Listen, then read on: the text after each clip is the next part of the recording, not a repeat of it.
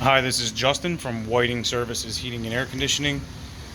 Today is our first air conditioning call of 2019.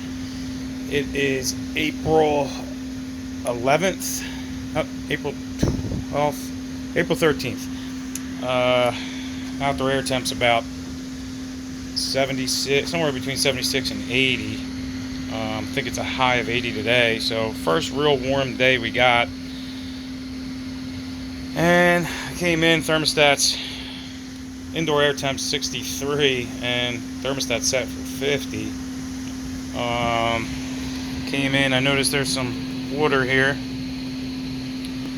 That's when you see water out here on top of the furnace, units running, could mean it's leaking from the connection point. But if you don't feel anything under there, a lot of times that can mean that the unit is iced up and moisture is dripping off of that ice, missing the pan, and then coming down, ending up on the floor, on the furnace. So most likely this unit would be iced up. And take a look outside.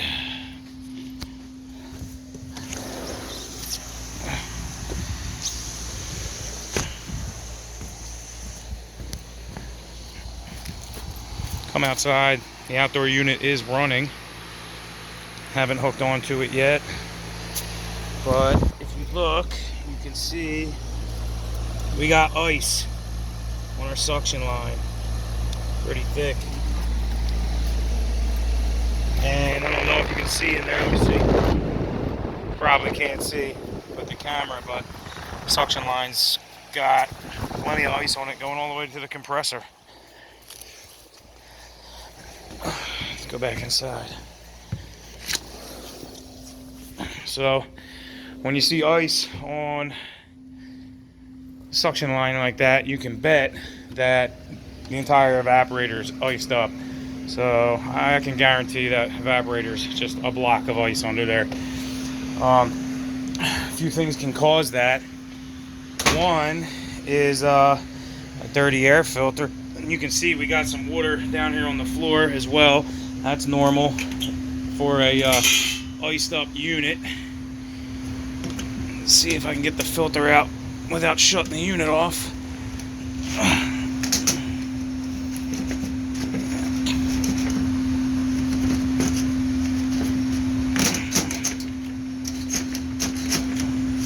Jammed in there pretty good. Jeez.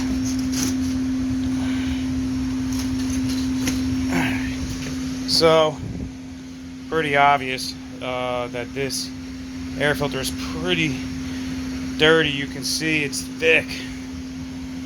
And that will impede the airflow going through the unit. That's one thing that can cause these units to ice up.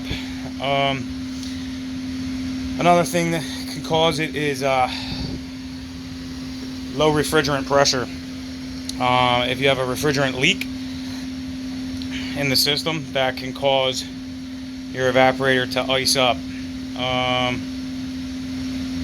and it can ice up the entire evaporator and suction line, or other times we see where only half of the evaporator will be iced up. Either way, you'll have a high superheat coming back to the compressor if you have low refrigerant. Let's see. Another thing that can cause icing, especially on a fixed orifice machine, is low outdoor air temperatures at nighttime. Overnight, you'll get ice buildup on the evaporator, and then that's it. Once it's iced up, you got to shut it down and let it defrost, and then the unit will work okay again as long as your outdoor air temps are high enough.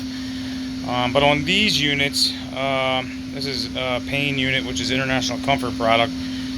These evaporator coils normally have TXV in there, which oftentimes will help control the icing, low outdoor air temps, but won't completely prevent it. Can still cause it. So in any event, this unit needs to be shut down and allow it to melt. Let that ice melt down before we can really do anything to remedy the situation. I mean, I'm not even going to hook my gauges on because I already know what it's going to look like. And you really can't get a good read on the system pressures until all the ice is melted. So what we're going to do is we're going to melt that ice, and then I'm going to come back and look at it tomorrow. Sometimes I'll take and I'll melt that ice with my torch or my heat gun. But in this case, the property owner, this is a rental property, and the property owner just wants us to do a diagnostic and tell him what's wrong and then give him a price. So we're just going to allow this unit to melt overnight and then come back either tomorrow or Monday. Today's Saturday. And then we'll see what's going on.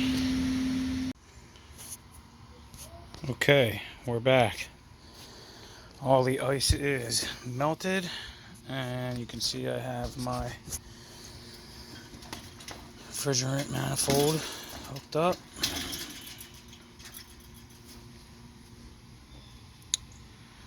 Right away you can see we have 192 psi on the high and the low side. System is currently off. Refrigerant 410A. We have our temperature clamps hooked up, and we will see what it's looking like once the unit comes on. Unit's just timing out right now. I turned on the thermostat and it should be on in a few minutes, and we'll see what's going on.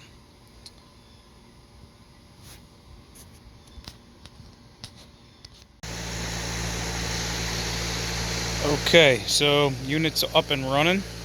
As you can see, we have 220 pounds per square inch on the suction side, and we have 242 on the liquid line.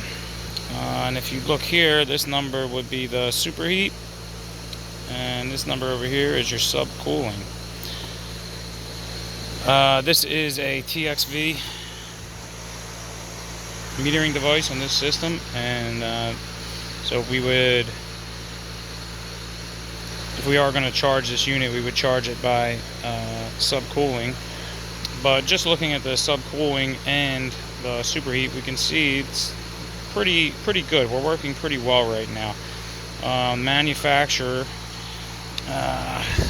on the nameplate calls for 12 degrees of subcooling. So that's basically what we're looking for. You can see this one's a little lower than 12, about 5.9. So it is slightly low on refrigerant, but not to the point where it's really affecting the operation overall of the system. So we're going to notify the owner what's going on. It does need a little bit of refrigerant, but the reason it was iced up was not because it's low on refrigerant, but more than likely because the filter was so dirty. And I suspect it was also being operated during low ambient conditions overnight. It's early April right now in the northeastern section of the country, and I believe the occupants are like a cold house. So I suspect, where it's warm during the day and then at nighttime it cools down right now. I think that is what caused the icing, combination with the dirty air filter. So we replaced the air filter, and at this point I think they're going to be okay. I'm going to notify the tenant to keep the system off if it's below around 62 degrees at night. Keep the unit off, and then at that point I think it'll be just fine. That's about it. Give us a call for any domestic or commercial heating and air conditioning needs. Have a great day. Bye.